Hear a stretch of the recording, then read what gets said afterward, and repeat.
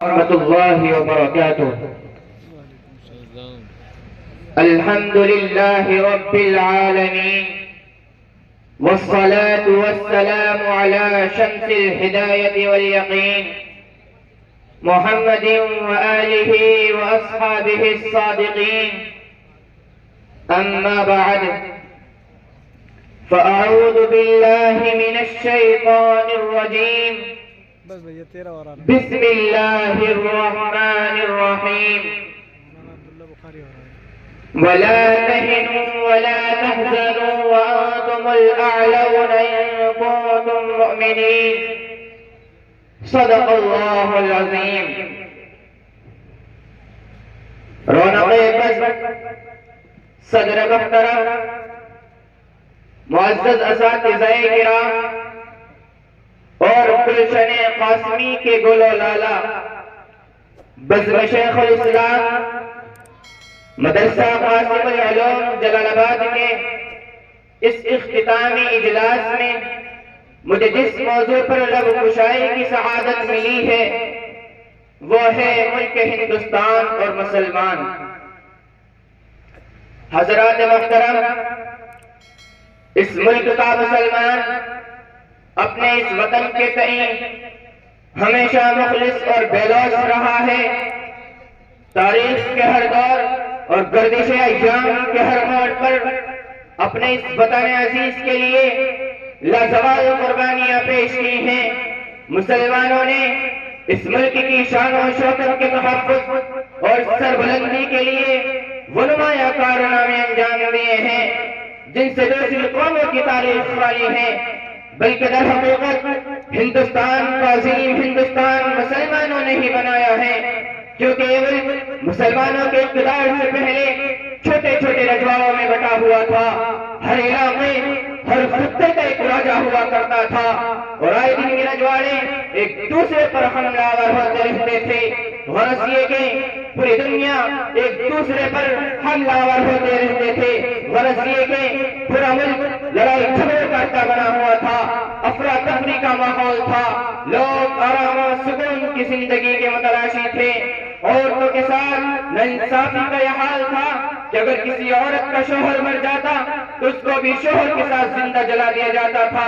لیکن خالق ارض و سما نے اس ملک میں رحم و کرم کے جھونکے اس طرح چلائے کہ ہندوستان کا اقتدار مسلمانوں کے ہاتھوں میں دے دیا اور مسلمانوں نے اس ملک کو انگریزوں کی طرح لوٹا نہیں بلکہ اپنا وطن بنایا اور خلوص و وفا کا ایسا نمونہ پیش کیا کہ ملک ہندوستان پوری دنیا کے اندر سونے کی چڑیا کے نام سے جانا جانے لگا.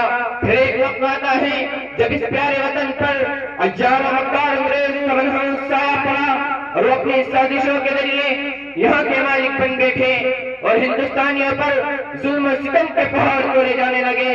سونے کی چڑیا کو غلامی اور ذلت کی زنجیروں میں جکڑ دیا گیا. اس ملک کی عظمت و تقدس کو پامال کیا جانے لگا. امن دل توڑ گیا. میں پوچھنا چاہتا ہوں وہ کون تھا جس نے اس ملک کی خاطر اپنے سینوں پر گولیاں کھائی تھی؟ وہ کون تھا جس نے اس ملک کو انگریزوں کے خونی پنجوں سے بچانے کے لیے قید و بند کی پریشانیاں اٹھائی تھی؟ حضرات، آج مسلمانوں کا دیش گروہ کہا جاتا ہے، ان کو غدار وطن کہا جاتا ہے. میرا خطاب ملک کے ہر وفادار شہری سے ہے. میں ہر انصاف پسند کو بتا دینا چاہتا ہوں کہ مسلمانوں نے اس ملک کو کیا دیا. سنو، دل کے کانوں سے سنو، سرزمین ہند کی پکار سنو. کلکتہ کا کھوکھری رنگ تمہیں بتائے گا کہ سب سے پہلے نواب سراج الدولہ کے ناناوردی خان نے سن 1754 میں انگریزوں سے لوہا لیا. پھر سن 1783 میں میسور کی دھرتی پر ہمارا ہی ٹیپو سلطان تھا جو انگریزوں کے راستے میں ایک آخری چٹان بن کر کھڑا ہو گیا تھا. اور ذرا دیکھو، ضلع مظفر نگر میں شاملی کا میدان ہے.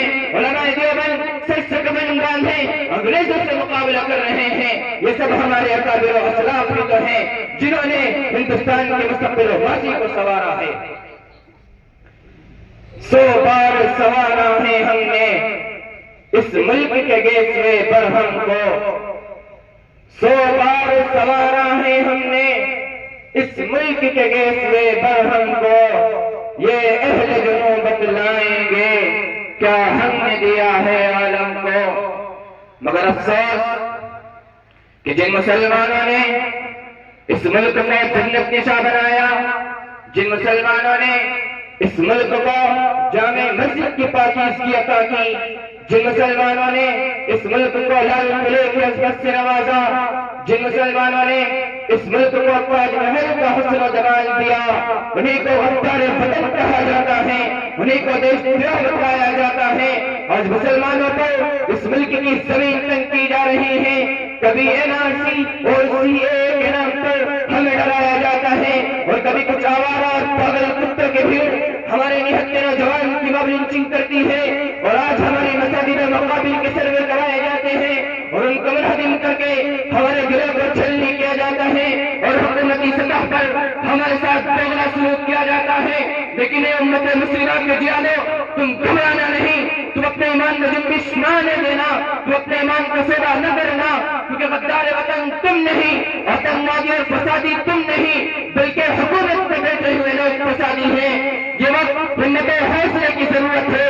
تم ٹیپو سلطان کی اولاد ہو، اپنے اندر وہی جرأت بہادری پیدا کرو۔ تم شاہ اسماعیل شہید کے لاڈلے ہو، اپنے اندر وہی خلوص للہیت کی فراوانی لاؤ۔ تم شیخ الاسلام مولانا حسین احمد مدنی کے سپوت ہو، اپنے اندر وہی خوف خدا اور دنیا سے بیزاری لاؤ۔ تم اقبال کے شیدائی ہو، اپنے اندر وہی فکر پرواز پیدا کرو۔ تم عطا اللہ شاہ بخاری کے جانشین ہو، اپنی زبان میں مطلقت پیدا کرو۔ تم محمد علی جوہر کے نام لیوا ہو، فیصلے کی چٹان بن جاؤ۔ اور مسلمانوں اٹھو، تم انقلابی امت ہو، تم نے ہر دور میں حالات کا رخ بدلا ہے، آج بھی تم اس ملک کے حالات بدل سکتے ہو۔ بس ضرورت اس چیز کی ہے کہ اٹھو، قرآن مضبوطی سے پکڑ لو، سنت نبوی کا دامن تھام لو، اپنے اندر روح بلالی اور شان فاروقی پیدا کرو، اپنے ایمان سے مضبوط کرو۔ تمہارا سوال اور جو اقتدار سے بدل جائے گا، تمہارا مستقبل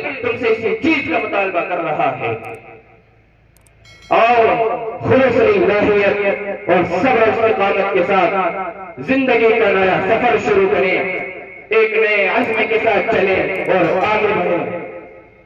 اٹھ کے اب بزم جہاں کا اور ہی انداز ہے، اٹھ کے اب بزم جہاں کا اور ہی انداز ہے، مشرق اور مغرب میں تیرے دور کا آواز ہے۔